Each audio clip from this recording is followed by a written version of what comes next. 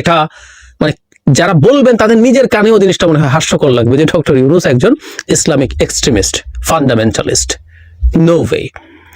ফলে ডক্টর ইউনূসকে এবার বিতর্কিত করতে হবে। তাকে এই বিতর্ক তৈরি করা যাচ্ছে যে তার অধীনে তারা মাথাচাড়া দিচ্ছে, ডক্টর ইউনূস পারছেন না তাদেরকে নিয়ন্ত্রণ করতে, যেটা শেখ হাসিনা পেরেছিলেন।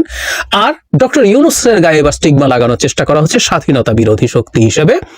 ফলে এই ন্যারেটিভ বাইরে নিয়ে যাওয়া যাবে, দুনিয়ার বিভিন্ন জায়গায় নিয়ে যাওয়া যাবে। বাংলাদেশে এই মুহূর্তে রাষ্ট্রীয় দায়িত্বে এমন একজন মানুষ আছেন যিনি এই রাষ্ট্রের স্বাধীনতা সার্বভৌমত্বই বিশ্বাস করেন না। আমাদের যে অতীত, যে গৌরবময় লড়াইয়ের মাধ্যমে আমরা স্বাধীন হয়েছি, সেটাকে ডিনাউন্স করেন, সেটাকে ডিসরেসপেক্ট করেন।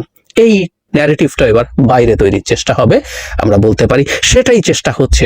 সুতরাং তাবাসসুম যা করেছেন, তার মেয়ার একটা বিদেশে গিয়ে অ্যাসাইলাম পেতে চাই, আমি যেহেতু চলেই যাচ্ছি একটু বীরের ভাব করে গেলাম, ব্যাপারটাকে আমি এত সহজভাবে দেখতে প্রস্তুত নই, দেখা উচিত হবে না। আমি প্রথম দিন থেকে একটা কথা বলেছি, শেখ হাসিনার পতনের পর থেকে কখনো কখনো আমাদের সেন্সিটিভিটিকে বেশি মনে হতে পারে, একটু হাইপার সেন্সিটিভিটি মনে হতে পারে।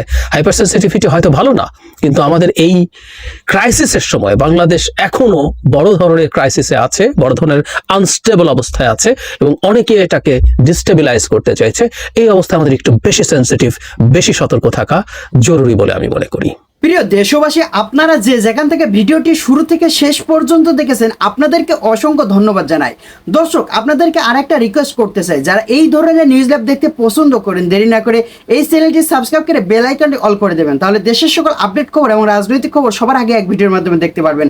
তাহলে দর্শক শ্রোতা সবাই ভালো থাকবেন, সুস্থ থাকবেন। দেখা হবে পরবর্তী নেক্সট কোনো নিউজ অথবা দেশের কোনো আপডেট খবর নিয়ে।